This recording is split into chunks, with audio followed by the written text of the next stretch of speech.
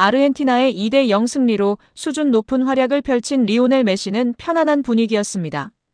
그러나 그의 미소는 곧 프로 선수로서의 깊은 경악으로 바뀌었습니다.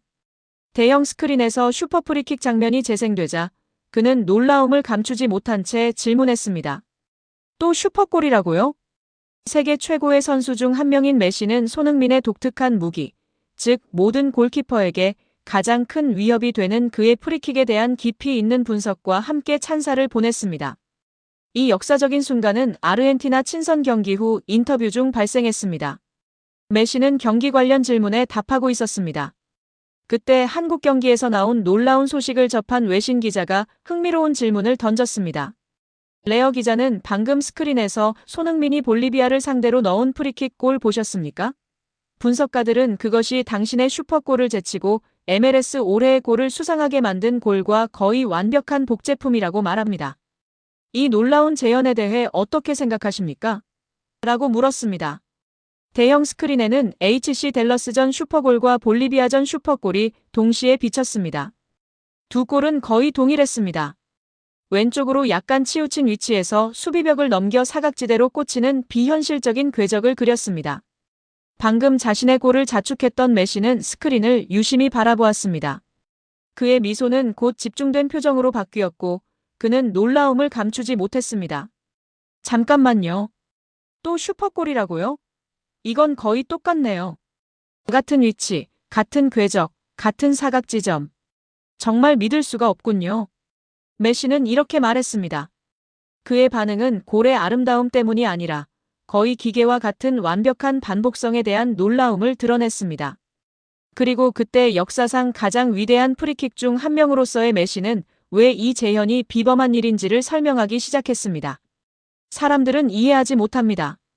메시는 거장에 대한 존경심을 담아 분석했습니다. 이러한 프리킥 골을 성공시키는 것 자체가 이미 탁월한 성과입니다. 이는 힘, 회전, 그리고 낙차 지점에 대한 정밀한 계산이 요구됩니다.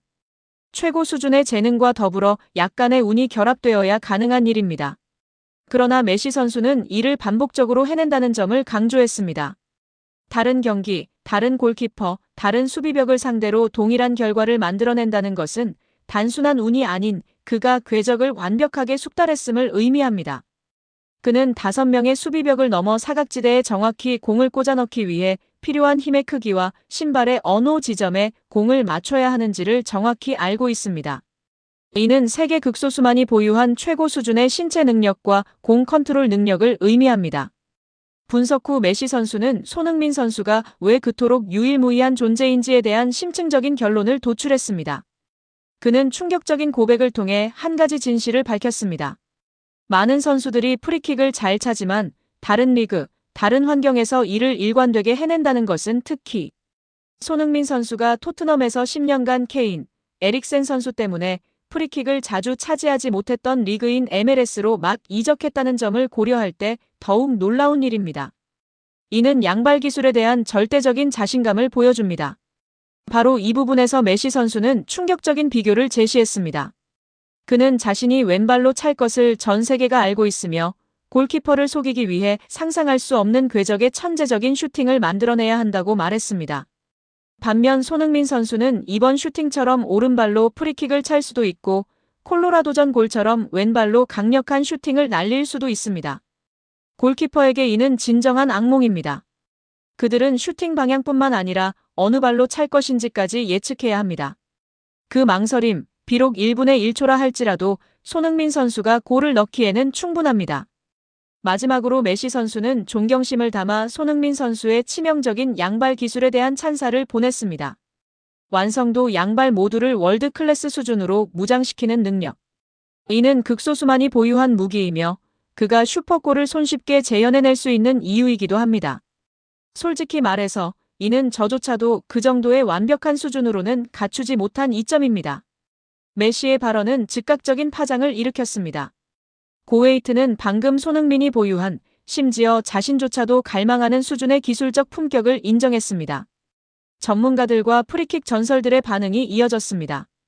이탈리아의 프리킥 전설 안드레아 비는 스카이 스포츠 이탈리아에서 다음과 같이 논평했습니다.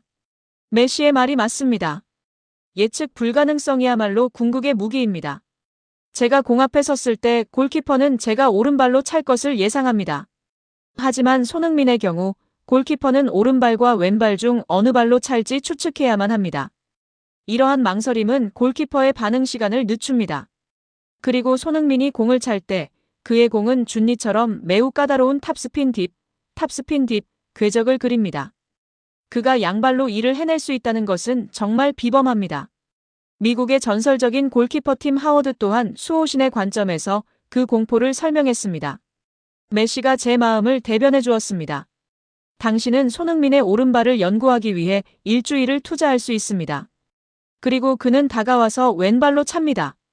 당신이 왼발을 연구하면 그는 또 오른발로 찹니다. 그는 당신의 준비를 무의미하게 만듭니다. 메시의 고백은 모든 논쟁을 종식시켰습니다. 손흥민의 올해의 골은 행운이 아닙니다. 그것은 순수한 기술이며 그는 방금 자신이 원할 때 언제든 이를 다시 재현할 수 있음을 증명했습니다. 미디어의 폭발적인 반응이 이어졌습니다. 기자 회견장의 기자들은 경악했습니다. 그들은 메시아의 골에 대해 물으러 왔다가 손흥민에 대한 심층 분석을 받게 되었습니다. 마르카 스페인 메시, 손흥민 앞에 항복하다. 손흥민의 양발 무기는 독보적이라고 인정하다. ESPN 메시, 손흥민 프리킥의 비밀을 해독하다. 그것은 운이 아니라 통달이다.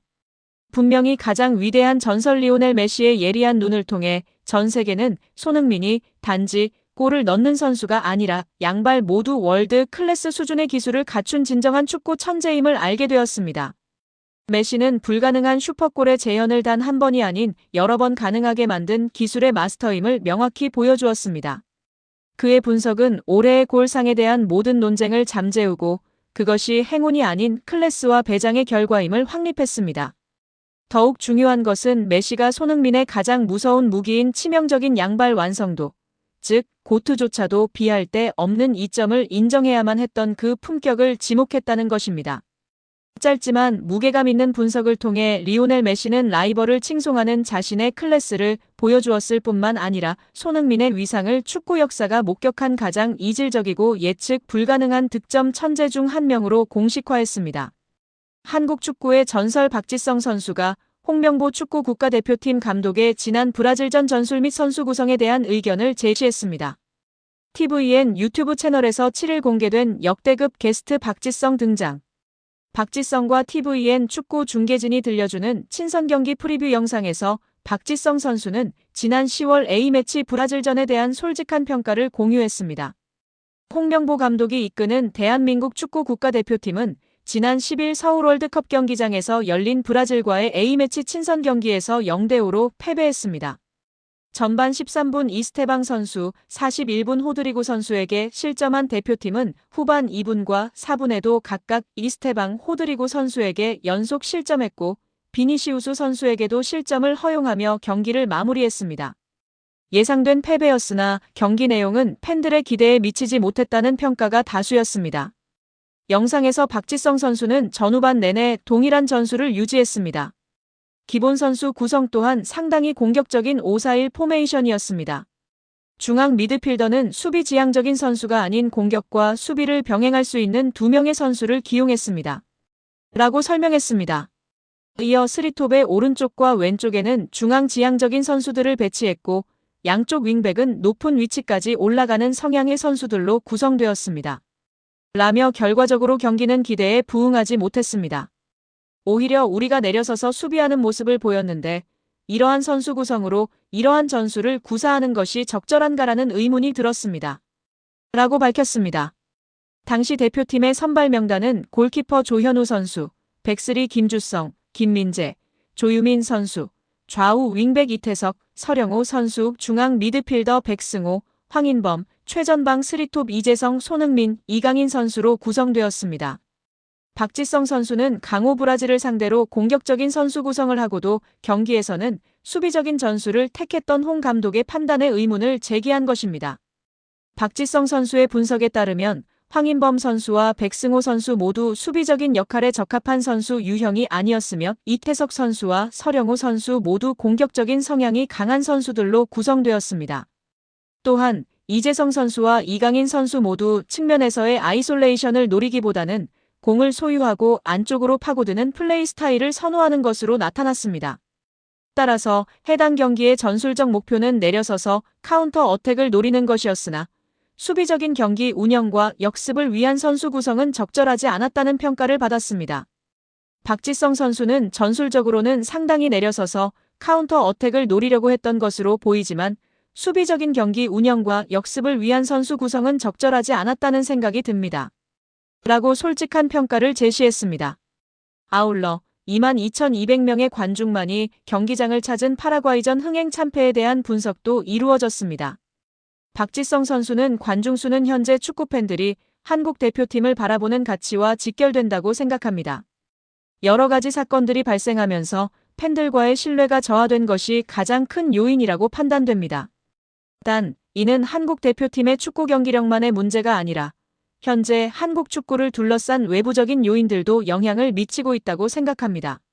라고 언급하며 한국 축구의 현 상황에 대한 외부적 요인의 영향을 시사했습니다. 이에 대해 팬들은 오죽하면 이제 박지성이 전면에 나서서 이야기하고 있다. 안정환, 설기현, 황선홍 등 2002년 멤버들은 뭐하냐, 이천수 말고 이야기하는 놈이 한 놈도 없다. 니들도 한패냐 등의 반응을 보이고 있습니다.